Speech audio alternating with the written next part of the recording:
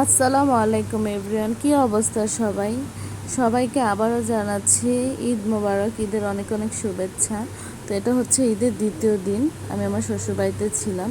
তো অনেক লেট করে ঘুম থেকে উঠেছি, নাস্তা খেয়েছি এবং টুকটাক কিছু রান্না বান্না করলাম। তো এখন মাছ ভুনা করছি, ভাবলাম আপনাদের সাথে এটা শেয়ার করি।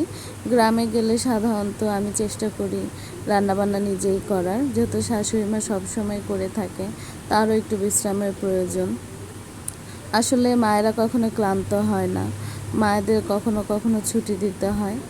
যাই হোক, এখন মাছ ভুনা করার জন্য মশলা কষিয়ে নিচ্ছি। পাঙ্গাস মাছটা অনেক মানুষ খেতে ভালোবাসে না, বাট আমাদের ফ্যামিলি খায়, আমরা খেতে পছন্দই করি। ওইভাবে খিচুড়ি টিচুড়ি ঈদের মধ্যে অনেক হেভি খাবার হয়ে গিয়েছিল, তাই ঈদের পরের দিন একটু হালকা পাতলা রান্না করে নিয়েছি। তো এখন মাছগুলো ভুনা করে নিব। আস্তে আস্তে অন্যান্য কাজগুলো গুছিয়ে নিয়েছি। মশলা কষানোর পর সুন্দর করে মাছের মধ্যে ঝোলের পানি দিয়ে দিব, দিয়ে সুন্দর করে টমেটো দিয়ে কষিয়ে নিব আবার। আর মাটির চুলার রান্না এমনিতে অনেক বেশি মজার হয়। এমনিতে আমরা যে স্টোভে বা গ্যাসে যে সব তরকারি রান্না করে থাকি, কেন জানি মাটির চুলার মতো সেরকম স্বাদ পাই না।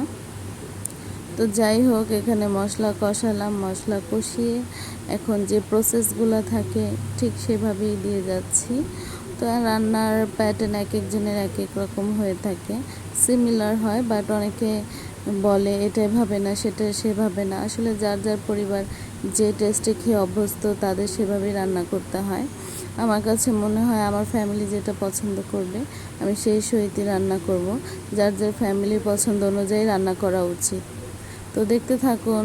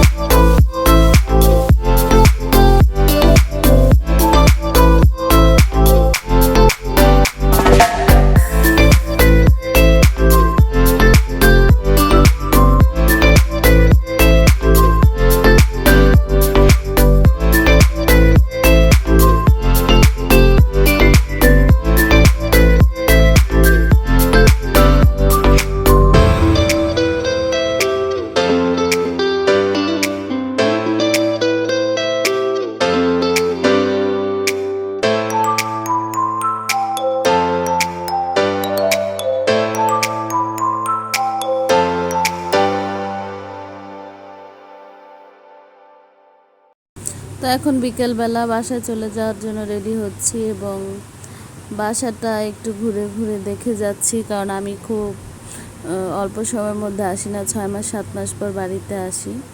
যাই হোক, এখন আমরা চলে যাচ্ছি। এই যে আমার হাজব্যান্ড আসার সময় আমার শাশুড়ি আম্মা অনেক কিছু দিয়ে দিয়েছে, এই যে তারা দাঁড়িয়ে দাঁড়িয়ে দেখছে। আসলে আসার সময় যতক্ষণ আমাদের দেখা যায়, আমার শাশুড়ি মা ততক্ষণ দাঁড়িয়ে দেখে। মা যাই পারে চেষ্টা করে দিয়ে দেওয়ার জন্য, মায়েদের ভালোবাসা হয়তো বা এরকমই হয়। তো যে আমার হাজব্যান্ড যাচ্ছে, আমরা এখন গাড়ির উদ্দেশ্যে রওনা হচ্ছি। এটা হচ্ছে আমাদের বাসার রাস্তা। তো চারপাশগুলো দেখতে খুবই, এটা গ্রামের ভিতরে হলেও আমাদের এলাকাটা খুব বেশি সুন্দর। আমার কাছে পার্সোনালি খুব বেশি ভালো লাগে। হয়তো বা যার যার শ্বশুর বাড়ি, যার যার বাবার বাড়ি তাদের কাছে হয়তো বা ভালোই লাগে। তো এই যে আমরা চলে যাচ্ছি এখন। তো আমরা এখান থেকে হেঁটে হেঁটে মেন সড়কের দিকে যাচ্ছি এবং আমি দেখানোর চেষ্টা করছিলাম আশেপাশের পরিবেশগুলো। আসলে ওয়েদারটা মেঘলা ছিল, ভাবতে পারিনি বাসা থেকে বের হওয়ার পরে হুট করে বৃষ্টি নেমে যাবে। তো এখানে দেখেন ওয়েদারটা কত সুন্দর, আশেপাশের ভিউগুলো কত সুন্দর। সারাদিন যতই রোদ থাকুক, যখন বৃষ্টি আসার সময় হয় পরিবেশটা একটু অন্যরকম রূপ ধারণ করে, কিন্তু আমরা বুঝতে পারিনি যে এখন বৃষ্টি নেমে যাবে। এই দেখুন হুট করে বৃষ্টি নেমে গেল, কি সুন্দর তাই না? তো বৃষ্টির মধ্যে কি করব, বের হয়ে গিয়েছি, অনেক দূর চলে এসেছি। তো এখন আমরা এক জায়গায় একটু রেস্ট নিলাম, না সরি আশ্রয় নিলাম। তো বৃষ্টিটা কমার পর আবার কন্টিনিউ আমাদের জার্নিটা আমরা করব। বাট কিছুক্ষণ বৃষ্টি হওয়ার পর থেমে গেল, দেখুন পরিবেশটা আরও বেশি সুন্দর হয়ে গিয়েছে। তো এখন মনে হচ্ছে যে পরিবেশটা আরও বেশি স্বচ্ছ লাগছে, ধুলাবালিগুলো চলে গিয়েছে। তো বৃষ্টি হওয়ার পর যেটা হয়, রাস্তাঘাট পরিষ্কার হয়ে যায়, আরও বেশি দেখতে ভালো লাগে।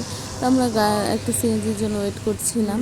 আসলে ঈদের মধ্যে খুব বেশি গাড়ি পাওয়াটা পসিবল হয় না, কারণ সবাই বের হয়।